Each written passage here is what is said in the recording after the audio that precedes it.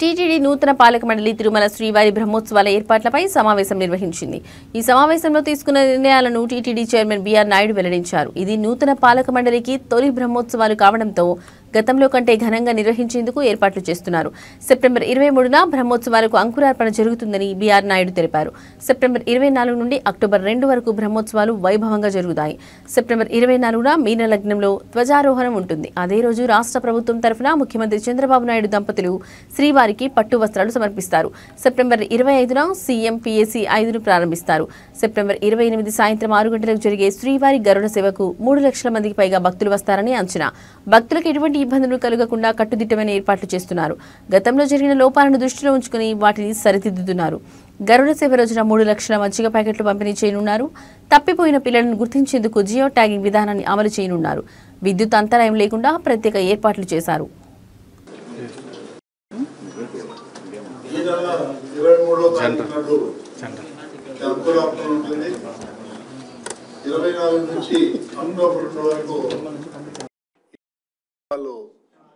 కార్యక్రమాలన్నీ కూడా అంగరంగ వైభవంగా చేయటానికి అన్ని ఏర్పాట్లు చేస్తున్నారు. అదేవిధంగా ఈ కొత్త టీటీడీ పాలక మండలి ఏర్పడిన తర్వాత ఇది మొదటిసారి బ్రహ్మోత్సవాలు. లాస్ట్ ఇయర్ బ్రహ్మోత్సవాల్లో మా కమిటీ లేదు. ఈసారి దీన్ని అత్యంత వైభవంగా ప్రెస్టేజ్గా తీసుకొని దీన్ని ఈ కార్యక్రమాలన్నీ కూడా దిగ్విజయంగా జరిపించాలని చెప్పేసి నిర్ణయం తీసుకున్నాం. ఇవన్నీ కూడా 24వ తారీఖు మీన లగ్నంలో ధ్వజారోహణ నిర్వహిస్తారు. అదే రోజు పెద్ద వాహనంలో స్వామివారు ఊరేగింపు ఉంటుంది. రాష్ట్ర ప్రభుత్వం తరఫున 24వ తారీఖు నాడు ముఖ్యమంత్రి శ్రీ నారా చంద్రబాబు నాయుడు గారు పట్టు వస్త్రాలు స్వామివారికి తీసుకొస్తున్నారు. అదేవిధంగా 2026 సంబంధించినటువంటి డైరీలు అయితే ఏముంది, క్యాలెండర్లు అయితే ఏముంది, ఇవన్నీ కూడా ముఖ్యమంత్రి చేతుల మీద ప్రారంభోత్సవం చేయటం జరుగుతుంది. అదేవిధంగా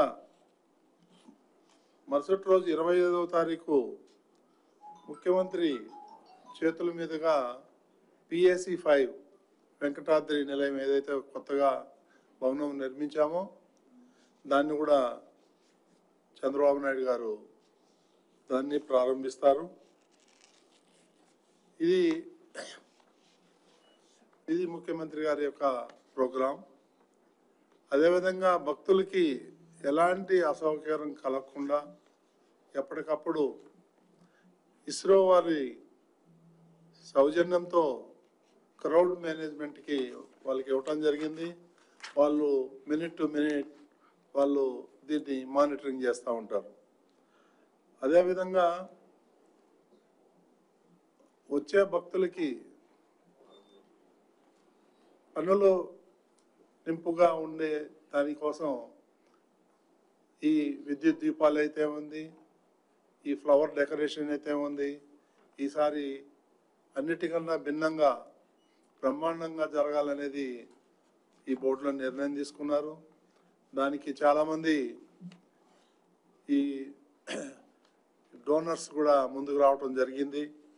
వాళ్ళ సహకారంతో ఈ కార్యక్రమాలన్నీ కూడా దిగ్విజయంగా చేయబోతున్నాం. అదేవిధంగా ఆ 10 రోజులు ఏదైతే ఉందో సిఫార్సు లేఖలు ఏవైతే ఉన్నాయో దాన్ని స్వీకరించబోము. ఎవరైనా వివిఐపి వస్తే సెల్ఫ్గా వస్తే వాళ్ళకు మాత్రం అలౌ చేస్తారు.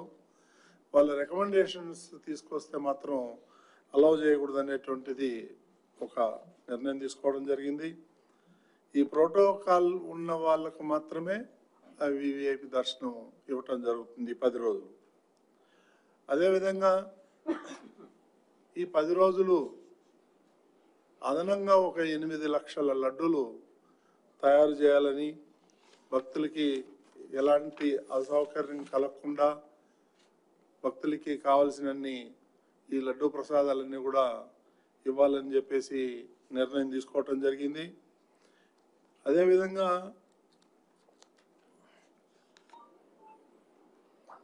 ఈ గరుడ సేవ రోజున సుమారు 3-4 లక్షల మంది వస్తారనేది ఒక అంచనా వేస్తున్నాం. దానికి తగ్గట్టుగా మనం కావలసినటువంటి భద్రతా ఏర్పాట్లు ఏదైతే ఉన్నాయో అవన్నీ కూడా చేయటం జరుగుతుంది.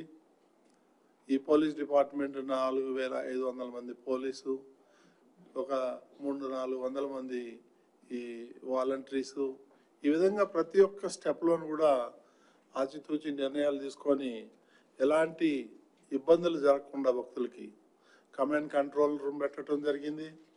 ఎప్పటికప్పుడు ప్రతి నిమిషం అది మానిటరింగ్ కూడా చేయడం జరుగుతుంది. ఎక్కడ ఏ ఇన్సిడెంట్ జరగకుండా కట్టుదిట్టమైనటువంటి ఏర్పాట్లు మన అధికారులు అందరూ కూడా చేస్తున్నారు. అదేవిధంగా ఈ తిరుపతిలో ఎక్కడెక్కడైతే రద్దీ ప్రాంతాలు ఉన్నాయో ఆ ప్రాంతాలన్నింటిలో కూడా ఈ సీసీ కెమెరాలు పెట్టడం జరుగుతుంది. అక్కడ కూడా ఎల్ఈడి స్క్రీన్స్ కూడా పెట్టడం జరుగుతుంది. వాళ్ళు ఎందుకంటే ఒకవేళ ఇక్కడ ప్రాంగణంలో రాకపోతే అక్కడి నుంచి కూడా వీక్షించేదానికి సులువుగా ఉంటుందని చెప్పి ఈ నిర్ణయం తీసుకోవడం జరిగింది. ఈ బ్రహ్మోత్సవాల్లో చిన్నపిల్లలు తప్పకుండా జియో ట్యాగింగ్ ఏర్పాట్లు చేయాలని చెప్పేసి ఆలోచన చేస్తున్నారు. ఇదే విధంగా ఈ ఏదైతే ఈ 10 రోజులు కూడా